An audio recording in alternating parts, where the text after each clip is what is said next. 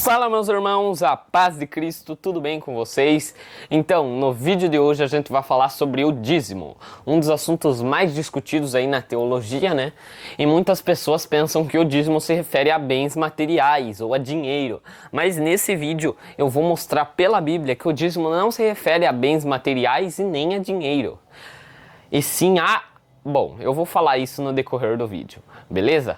Então, já senta o dedo no like aí e vamos prosseguir com esse vídeo.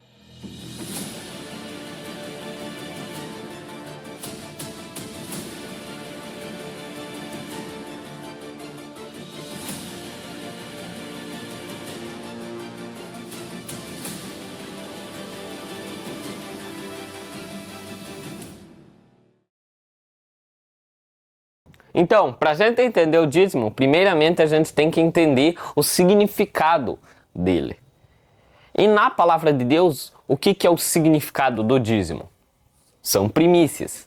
O que significa essa palavra dízimo? Dízimo é a 10ª parte de algo, ou seja, é a 10ª parte de algo que você deveria entregar para Deus ali. Mas o dízimo se tornou oficial na lei de Moisés. E daí não era apenas a 10ª parte, não era simplesmente a 10ª parte das suas colheitas, dos seus animais que você deveria entregar para Deus.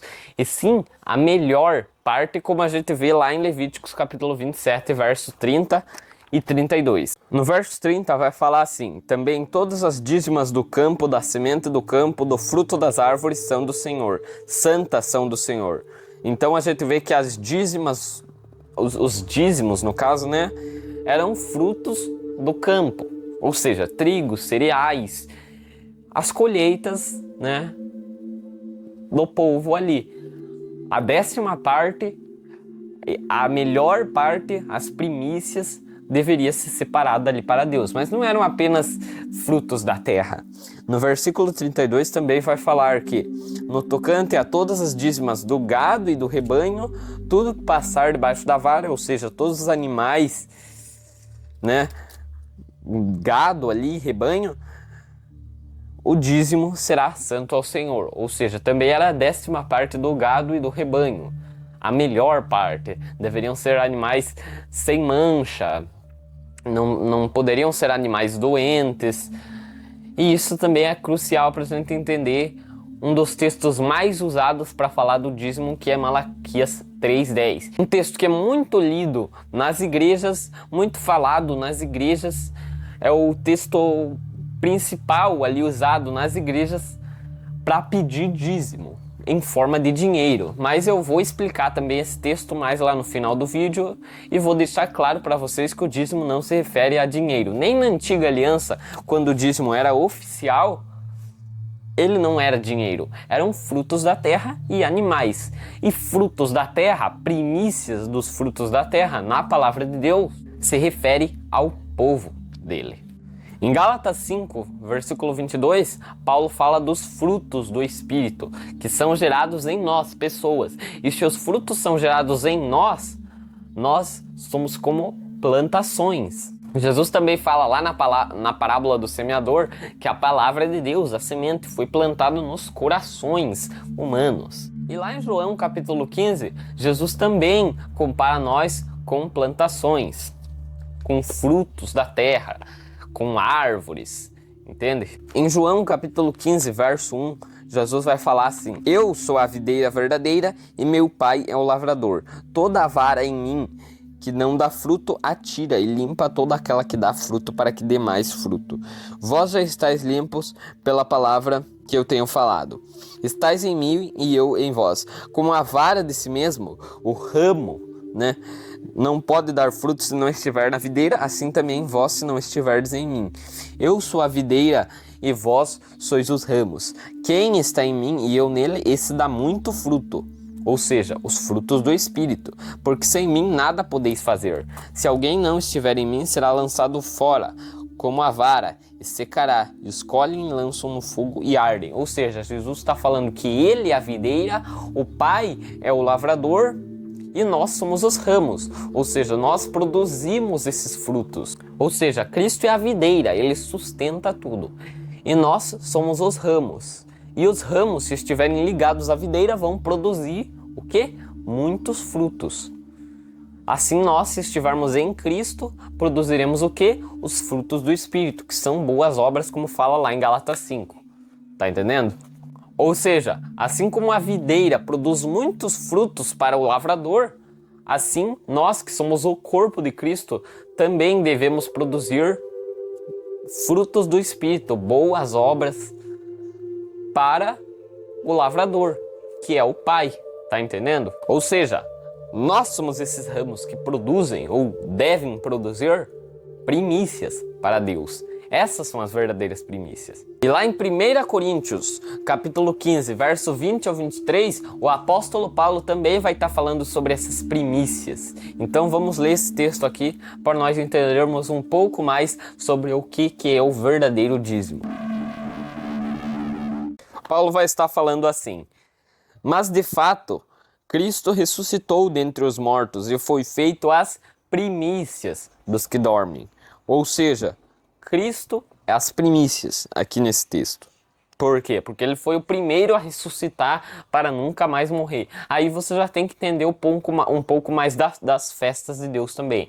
Que eu até já tenho um vídeo no canal falando sobre isso. Vou deixar ele aqui na descrição e no card acima. Tem vídeos, lives explicando sobre esse assunto, mas é crucial para você entender as primícias, você entender as festas de Deus também. Tanto é que as primícias é uma das 7 festas de Deus, que representa a ressurreição de Cristo. Cristo ressuscitou como primícias, ou seja, ele foi o primeiro a ressuscitar para nunca mais morrer.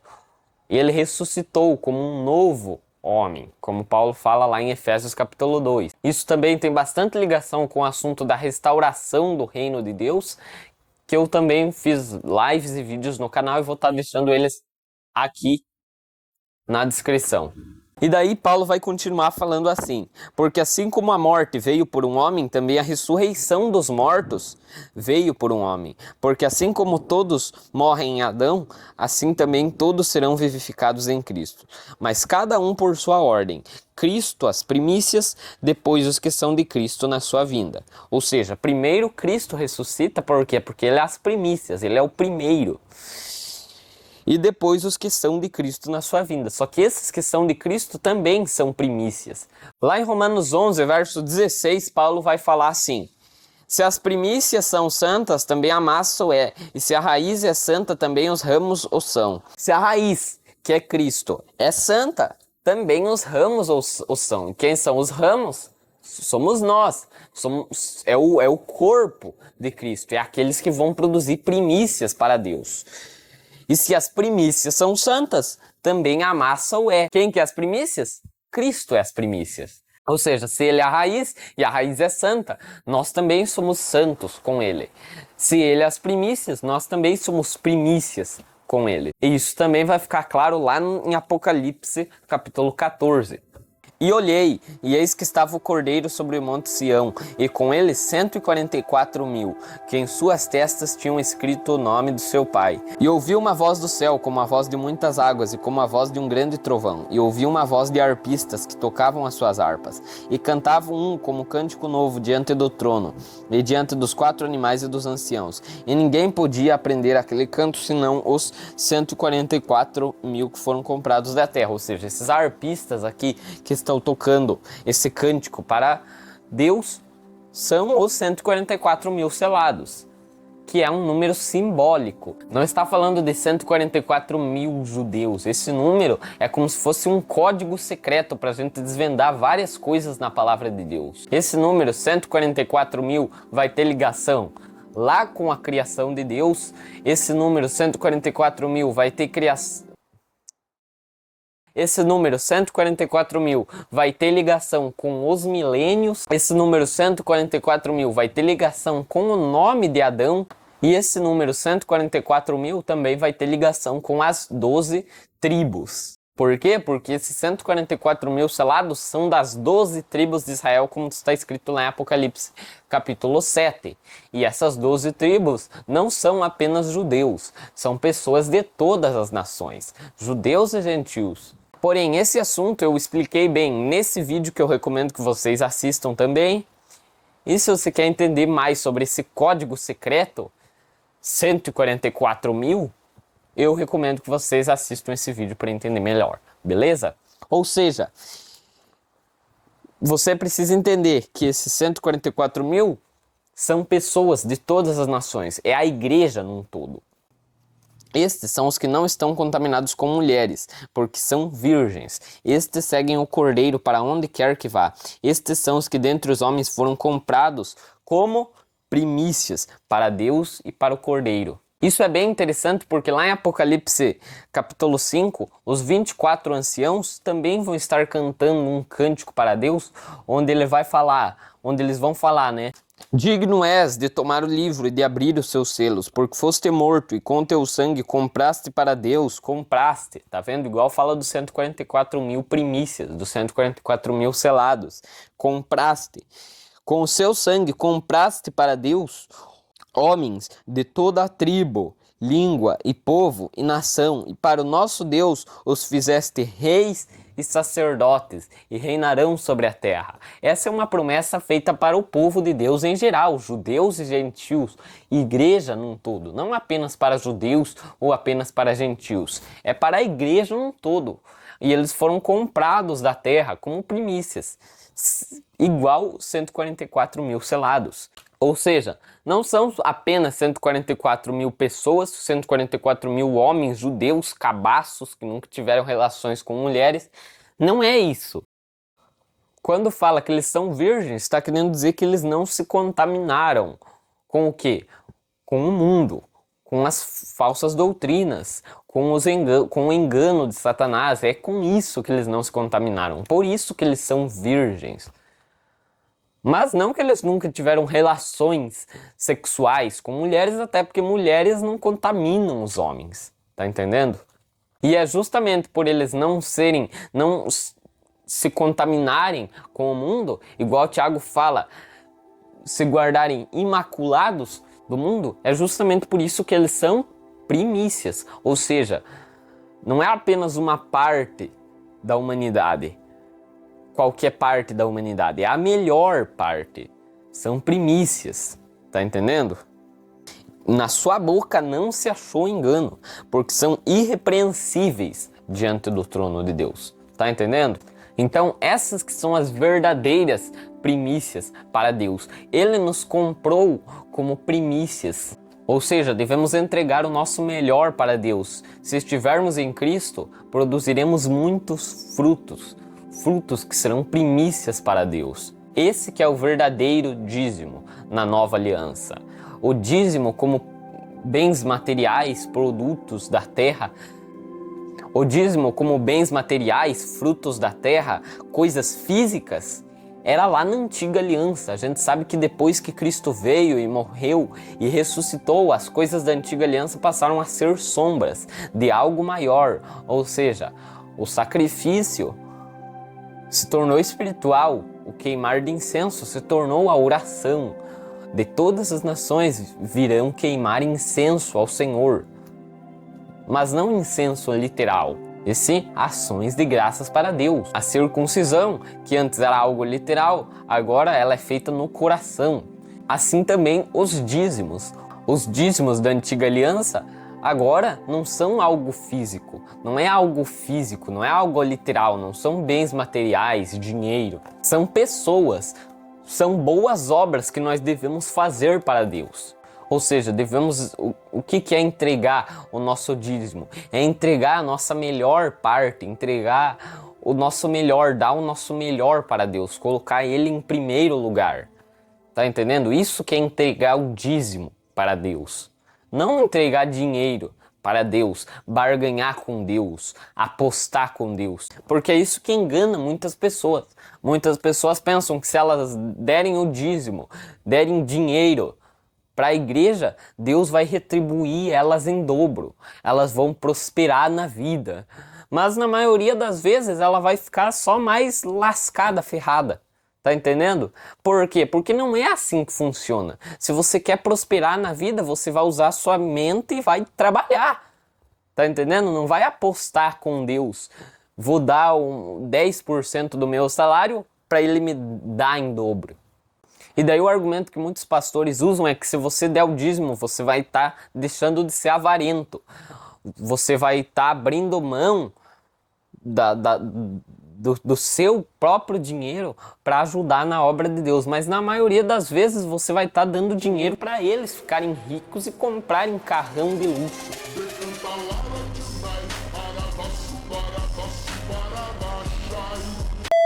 Se você quer ajudar na obra, você vai fazer isso de maneira voluntária. Quando Davi reuniu todo o povo de Israel para anunciar a construção do templo, ele falou: se vocês quiserem ajudar para essa construção, entregar sua prata, seu ouro, seus bens materiais, para ajudar na edificação do templo de Deus, vocês podem fazer isso, mas de maneira voluntária. Voluntariamente, ele falou. Vocês vão entregar para Deus de maneira voluntária. Ele não impôs uma quantia, vocês vão entregar a 10ª parte dos seus pertences. Ele não obrigou o povo a entregar. Ele disse que eles poderiam entregar de maneira voluntária. E ele não fez promessas ou ameaças. Se vocês não entregarem, Deus vai tirar de vocês, o devorador vai tirar de vocês. Se vocês não entregarem, Deus vai enviar os gafanhotos para comer suas plantações. Ele também não disse: se vocês entregarem, Deus vai retribuir vocês em dobro. Não, eles estavam ajudando na obra de Deus de maneira voluntária. E se você quiser ajudar um irmão de maneira voluntária, isso é agradável a Deus. Se você quiser depositar dinheiro para ele de maneira voluntária, fazer uma oferta, isso é agradável a Deus. Se você quiser ofertar para mim, você pode ofertar para mim. Inclusive, eu vou deixar meu Pix aqui na descrição, caso você queira entregar 10% do seu salário para mim, você pode entregar para mim. Então, para concluir esse vídeo, a gente vai ler Malaquias 3. Não vou ler só o versículo 10, que é usado para pedir dinheiro nas igrejas. Vou usar o contexto inteiro desse capítulo aqui e o contexto inteiro daquela época e do profeta Malaquias também. Beleza? Então, o texto mais usado para falar do dízimo é Malaquias 3, versículo 10. Trazei todos os dízimos à casa do tesouro, ou seja, pastores, pessoas nas igrejas lendo esse texto, interpretam como o quê? Tragam todo a 10ª parte do seu salário para a igreja para que vocês prosperem mais. Mas não é isso que o texto está falando. Está falando: trazei todos os dízimos à casa do tesouro, para que haja mantimento na minha casa. E depois fazei prova de mim, diz o Senhor, se eu não abrir as janelas do céu e não derramar sobre vós uma bênção tal, que não haja lugar suficiente para recolherdes. Por causa de vós repreenderei o devorador, e ele não destruirá os vossos frutos. Nesse capítulo aqui, Deus está falando para eles trazerem os dízimos para o templo, os dízimos mesmo, bens materiais, né? Trigo, cevada, cereais, bois, rebanhos. Por quê? Porque a gente tem que entender o contexto daquela época. Isso daqui era na antiga aliança. Entendeu? A gente tem que entender por que Deus está repreendendo eles. Porque lá em Malaquias capítulo 1, já no capítulo 1 vai estar falando sobre isso, está dizendo que quando eles ofereciam um animal para o sacrifício, eles traziam um animal enfermo, um animal cego, o animal coxo. Ou seja, eles não estavam dando o dízimo para Deus. Eles não estavam dando as primícias para Deus. Eles não estavam entregando o seu melhor para Deus, nem espiritualmente, nem literalmente. Ou seja, eles não faziam boas obras porque eles adoravam a Deus e mais trilhões de imagens de escultura. E também para Deus eles não estavam trazendo o seu melhor. Eles estavam trazendo o animal cego, o animal coxo, o animal deficiente, sendo que a lei dizia que era para trazer o melhor para Deus, para trazer as primícias, tá entendendo? E é por isso que Deus está repreendendo eles aqui. Só que a gente sabe que depois da morte, ressurreição e ascensão de Cristo, essas coisas se tornaram sombras. E agora é muito além do físico, é muito além, entende? Do literal, é espiritual. As coisas da lei eram sombras, elas apontavam para algo maior, que era Cristo. Cristo, que é as primícias, e Cristo não se refere apenas a Jesus Cristo, a um homem, e sim à videira e aos seus ramos, a Cristo e às suas primícias, tá entendendo? A todo o povo dele, ao corpo dele, à noiva dele. Então esse que é o verdadeiro dízimo. As primícias é o seu melhor que você tem que entregar para Deus. Você deve aceitar Cristo e entregar o seu melhor para Ele, o seu dízimo, as suas primícias. Você deve ser primícias para Deus e para o Cordeiro. Tá entendendo? Você deve ser uma noiva, uma virgem imaculada, que não se contamina com as coisas do mundo, não se contamina com o pecado. Você deve ser essa virgem, esses 144 mil selados para Deus e para o Cordeiro. Tá entendendo? A noiva de Cristo. Esse que é o verdadeiro dízimo. Deus não exige coisas materiais de você. Jesus mesmo disse: se você quer vir até mim, venda tudo que você tem e dê aos pobres. Ele não falou venda tudo que você tem e dê para mim, dê o dízimo, ajude na obra de Deus. Não, dê tudo que você tem, largue tudo que você tem e siga-me. Deixe para trás tudo que você tem e siga-me. Ou seja, ele não está exigindo nada de você. Ele só quer que você siga ele. Coloque ele em primeiro lugar. Deixe suas paixões, suas concupiscências para trás e siga ele. Tá entendendo? Coloque ele em primeiro lugar. Entregue o seu melhor para ele. Dê as suas primícias para ele. Tá entendendo? Então esse que é o verdadeiro significado do dízimo. Não se deixe enganar por falsos profetas que só exigem... Não se deixe enganar por falsos ensinamentos. Se você quer ajudar na obra de Deus de maneira literal, material, física, você pode ajudar, mas de maneira voluntária. Ninguém deve colocar sobre você impor isso sobre você. Você deve, você é obrigado. Você vai fazer isso de maneira voluntária. A quantia deve ser voluntária. Tudo isso deve ser o que Deus te tocar no coração. Tá entendendo?